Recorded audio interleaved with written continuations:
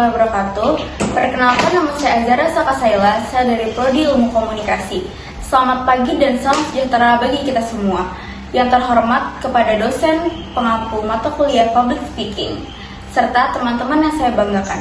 Puji syukur atas kehadiran Tuhan Yang Maha Esa, sehingga kami dapat berkumpul di acara talk show dengan tema Perjalanan Hidup Pembisnis Kolam Renang Anak-anak dari Mimpi Menjadi Inspirasi.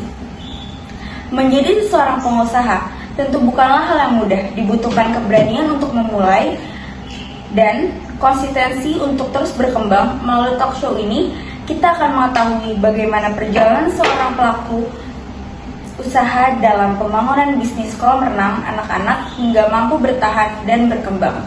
Tanpa berlama-lama lagi, mari kita sambut kedua moderator kita yang akan memandu jalannya diskusi pada hari ini. Kepada moderator 1 dan moderator 2.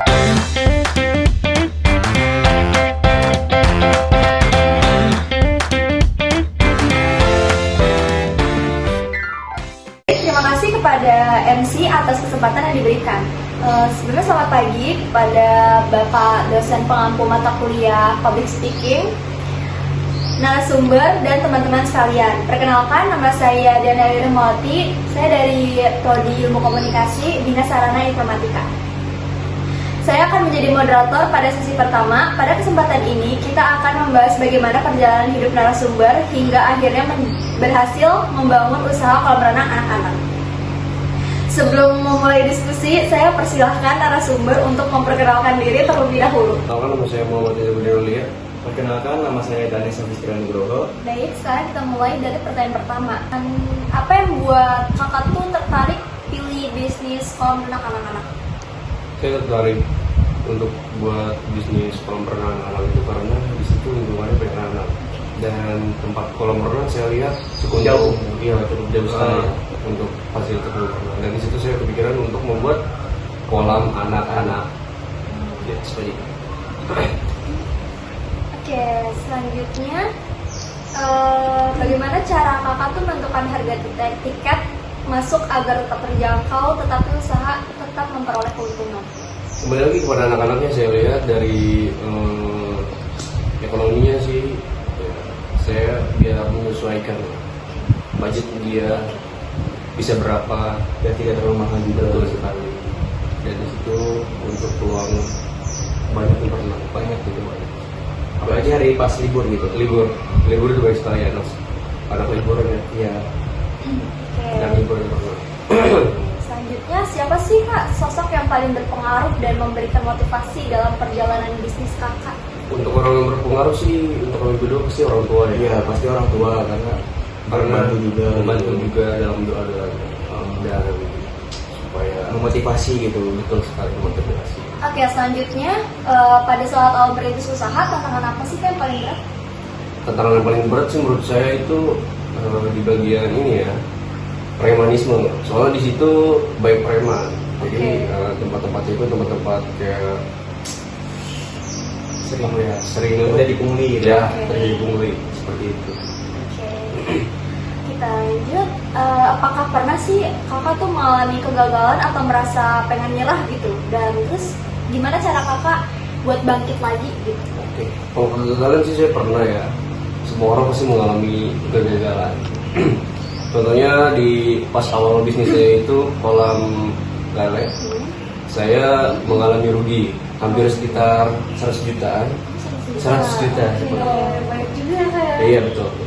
Lumayan. Di situ lele kita mati gara-gara kita keracunan dia lelenya. Oh, lele keracunan Betul. kak. Iya, keracunan di situ. Di situ saya frustasi dan saya ingat kata-kata Danes. Apa Danes kata-katanya? Kita tuh tidak boleh menyerah gitu. Seandainya usaha kita gagal, yang satunya kita harus mikir lagi nih. Misalnya usaha apa gitu yang hampir mirip lah gitu, kayak kolam lele. Jadi terbentuklah kolam renang anak-anak. Bisa disebut kolam racing. Iya. Kolam racing kak. Iya betul sekali. Keren kolam racing. banget, keren banget. Oke, Pertanyaan selanjutnya itu bagaimana proses awal kakak membangun usaha ini? Apakah mengalami kesulitan dalam mencari modal atau lokasi usaha? Kan sebelumnya tadi kan kalau dari lokasi itu ada preman pungli kan. Betul. Nah, berarti kalau ada kesulitan yang lain nggak sih? Pasti ada dong. Kalau misalkan di modal sih alhamdulillah kita mereka Kalau modal alhamdulillahnya stabil sih. stabil karena kan kita sebelumnya kan ini kan apa namanya Punya bisnis sebelumnya. bisnis itu juga omsetnya udah lumayan lah, nggak terlalu gede tapi ya cukup 1 M lah, menurut kita cukup sih kasih itu 1 M itu seminggu ya. Iya, seminggu. Ya kalau misalnya per bulan sebulan bisa 4 atau 5 ya. 4-5 itu paling gede. Juta. Iya, 4-5 5 M. M. Wow. Iya, Serius? alhamdulillah. Masya Allah. Masya Allah.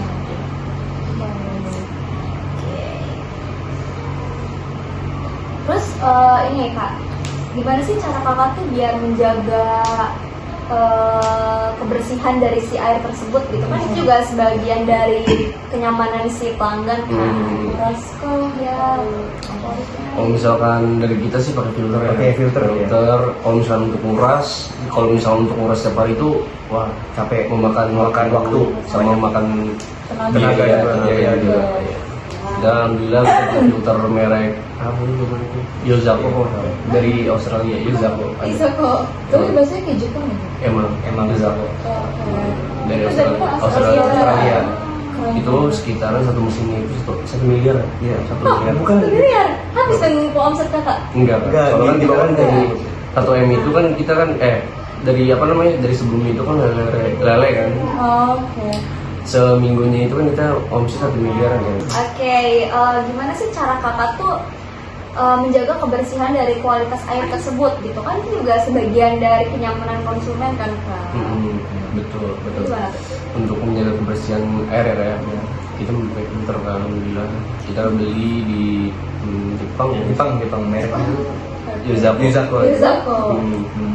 Kita di Jepang sekitaran mesin itu 1,5 juta. 1,5 satu mesin. Untuk 1 mesin itu. Kan kita kan alhamdulillah lebar banget kan itu kan. Ya, Kalau lumayan gede lah. lumayan gitu.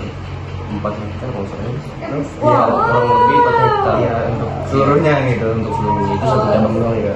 Satu cabang. Itu cuma cabang itu doang 4 hektar sekarang 4 hektar. Nah, ya cukup kecil tapi nggak apa-apa kan. Oh, cukup kecil. Kita memakai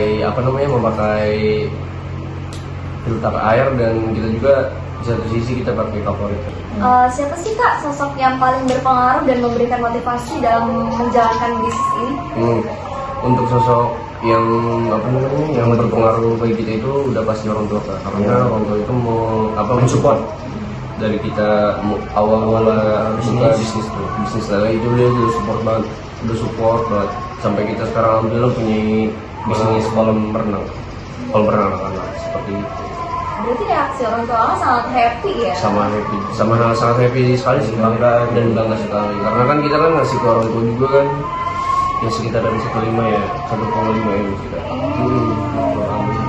Dan orang tua juga sudah kita sudah kita hajikan dia sangat senang sekali. Dia bangga punya anak. Oke, bangga banget ya pasti. Terima kasih atas cerita yang sangat inspiratif. Dari penjelasan tersebut, kita dapat mengetahui bahwa kesuksesan tidak datang secara instan, melainkan melalui proses yang panjang dan penuh perjuangan. Oke, selanjutnya saya persilahkan moderator 2 untuk melanjutkan sesi berikutnya.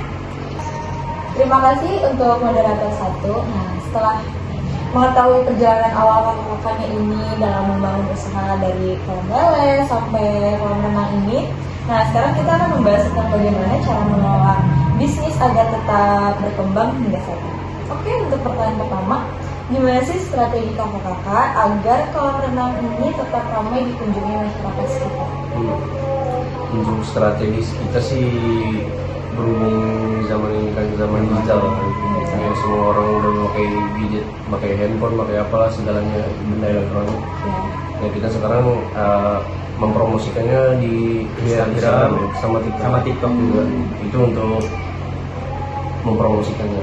Dan alhamdulillah juga kita sudah ini ya Nisa, followers kita. Berapa juta tuh kira-kira? Kalau misalkan followers itu kita sekitar 6 juta ya, 5 juta atau 4 juta. 5 juta followers. Dan yang nontonnya itu viewersnya itu sekitaran ya 30 kurang lebih 30 juta. Makanya itu keren banget. Dan paling bangga lagi saya dan Ganes kita itu pernah di notis sama Pak Prabowo. Di notis sama Pak Prabowo. Di notis sama Pak Prabowo karena itu sangat bagus lah kata beliau itu sangat bagus dan sangat menginspirasi anak muda zaman sekarang kan supaya berbisnis ya seperti itu kan. Oke, baik. Nah, untuk untuk bagian promosi, apa sih yang media apa nih buat promosinya yang paling sering digunain juga? Nah, terus apakah media sosial ini sangat berpengaruh banget nih buat kakak dalam mengembangkan bisnis ini? Udah pasti lah Kak ya. Pastinya sangat berpengaruh sih. Karena kan sekarang itu kan pada pakai handphone kan Ya, rata-rata. Jadi sekarang juga kan mesen makanan juga udah bisa pakai handphone kan, udah nggak kayak dulu lagi. Jadi semua itu sekarang serba digital ya. Jadi kita juga mempromosikannya seperti itu Kak, digital. Jadi banyak sekali pengunjung-pengunjung yang tahu kolom kita itu gara-gara konten di media sosial itu. Media sosial apa nih Kak?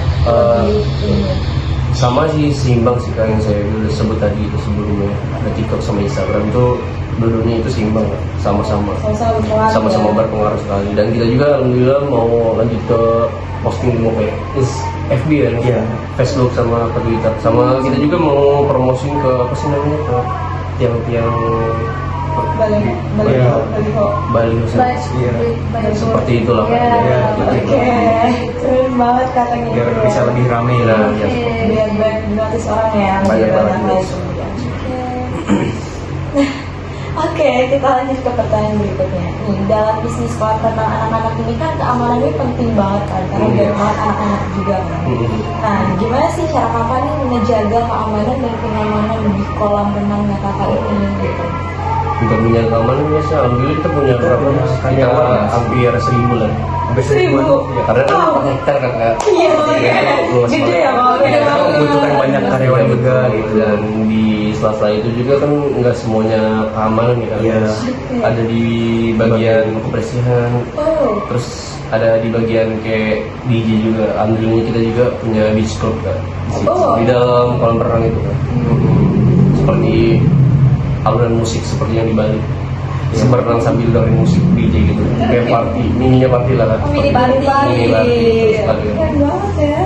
Berarti ini bukan buat kolam anak-anak aja ya?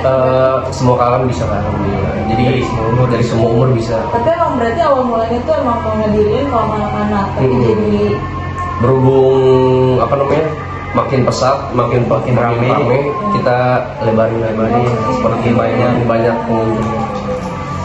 Seperti itu. Nah, kita lanjut ya pertanyaannya. Nah, selama menjalankan usaha ini, pengalaman apa yang paling berkesan menurut kakak? Yang paling berkesan kan yang seperti saya bilang kan sebelumnya kita di notis Pak Prabowo ya, dan alhamdulillah juga kita kedatangan Pak Prabowo. Oh iya? Dan juga Pak Prabowo. Seru. Ada mantan presiden kita Pak Joko Widodo, dan insya Allah kemarin juga Donald Trump asistennya itu calling saya, katanya mau mengunjungi Udah sampai ke Donald Trump. Udah sampai ke Donald Trump. Di dunia ya berarti. Sudah di dunia. Dan Prabowo juga apresiasi kita karena UMKM Indonesia mensupport kita.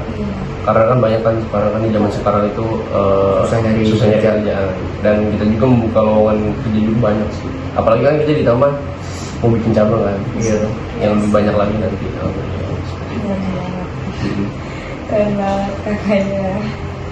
Oke, ke pertanyaan berikutnya, gimana sih cara menghadapi keluh kesah pelanggan agar mereka tuh merasa tetap puas sama pelayanan kakak yang diberikan? Bisa jawab ya? Biar puas ya dia.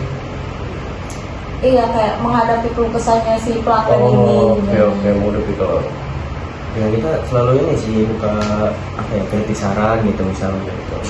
Dari mana kritik sarannya? Dari mana kritik saran? Jadi kayak misalnya pemasukan dari customer yang ngeluh kepada tentang kolam kita, tentang kolam atau tempatnya gitu kurang gimana. Kita juga bisa memperbaiki biar bisa memperbaiki nanti ke depannya seperti apa. Ya, biar lebih bagus lagi gitu. Betul. Untuk menghadapinya seperti itu sih, mengkritik. Apakah kakak ini memiliki inovasi atau rencana lain nggak untuk mengembangkan usaha ke depan? Untuk usaha ke depan ya, Itu ada sih. kita ada. Yang sebelumnya saya sebutkan tuh kita mau membangun cabang berapa nih? 200 cabang kolam renang. Alhamdulillah seperti itu.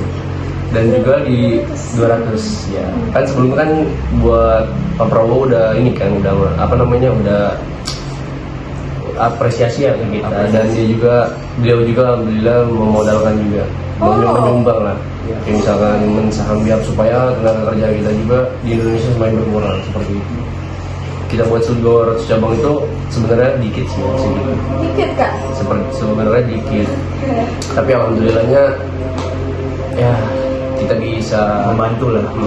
UMKM Indonesia seperti itu. Baik, ke pertanyaan berikutnya, menurut kakak ini apa sih kualitas yang harus dimiliki oleh seseorang biar bisa sukses menjadi pengusaha? Apa tadi sebelumnya, Bob? Jadi Pertanyaan? menurut kakak gimana kayak apa kualitas yang harus dimiliki seseorang nih agar bisa sukses menjadi seorang pengusaha? Oke. Kan udah berhasil. Tetap optimis ya. Tetap optimis, jangan pantang menyerah sih. Menurut buat saya ya, untuk kalian juga untuk semuanya, dan jangan pantang menyerah. Tadi yang saya bilang jangan pernah meninggalkan suatu waktu. Itu sangat penting. Penting banget ya. Berdoa juga, walaupun Doa juga perlu kan. doa juga perlu, dan tetap usaha ikhtiar lah kepada Allah. Ya. Tetap selalu berusaha lah sebetulnya biar bisa membangun usaha, dan jangan pantang menyerah. Itu seperti itu. Terus untuk pertanyaan yang terakhir, apa sih pesan dan motivasi yang kakak pengen sampaikan ke audiensnya? Untuk Buat para audiens mahasiswa, ya, untuk para mahasiswa yang sedang berjuang ya, Iya. untuk biar bisa menjadi pengusaha kayak kita Iya. dulu. Oke. Menjadi pebisnis yang hebat. Pembisnis yang hebat, Iya. yang tidak seperti itulah pulang dulu. Oke. Untuk para audiens, untuk para pemirsa, untuk para semuanya Yang mau sedang bangun menonton, usaha atau ya, bisnis gitu. tetap optimis, jangan pantang menyerah, kerja keras terus. Iya. Itu semua butuh waktu. Betul, Nggak ada yang instan. Ya, kayak itu nggak instan, pasti ada prosesnya. Ada ada jatuh bangunnya, betul. Kalau gagal, coba lagi. Gagal lagi, coba lagi. Seperti itu. Selalu mencoba ya. Betul, dan ingat kata-kata kata-kata dari saya. Ya, Apa tuh, Kak? ya. Apa tuh, Kak? Menjada wajada. Oh. Artinya itu barang siapa yang bersungguh-sungguh maka tercapailah ia. Masya Allah. Masya Allah. Kayak. Terima kasih kepada kakak-kakak telah menjawab pertanyaannya juga yang dari kita dengan jawaban yang sangat bermanfaat dan semoga audiens di luar sana bisa Termotivasi, Sama. inspirasi. benar. Baik, dari talk show hari ini. Oke. Dari talk show hari ini kita belajar bahwa membangun sebuah usaha itu membutuhkan keberanian untuk memulai, kerja keras, inovasi, serta kemampuan untuk beradaptasi dalam kebutuhan masyarakat juga. Nah, semoga pengalaman dari dua kakak ini bisa membantu dan menginspirasi bagi kalian semua yang pengen menjalankan sebuah bisnis atau usaha. Nah, dengan itu kami akan tutup, tapi sebelumnya perkenalkan nama saya Aulia Putri Marani sebagai moderator kedua. Saya Dara Ramawati sebagai moderator pertama. Dan ini kita akan kembalikan kepada MC. Terima kasih kepada narasumber atas ilmu dan pengalaman yang sangat berharga, serta kepada kedua moderator yang telah memandu jalan diskusi dengan sangat baik. Semoga talk show hari ini dapat memberikan wawasan baru dan memotivasi kita semua untuk berani bermimpi, berusaha, dan tidak mudah menyerah dalam meraih kesuksesan. Kami juga mengucapkan terima kasih kepada Bapak dosen dan seluruh teman-teman yang telah mengikuti acara ini dari awal hingga akhir. Mohon maaf apabila terdapat kekurangan dalam pelaksanaan talk show ini. Saya selaku MC pamit undur diri. Wassalamualaikum warahmatullahi wabarakatuh. Selamat pagi, terima kasih.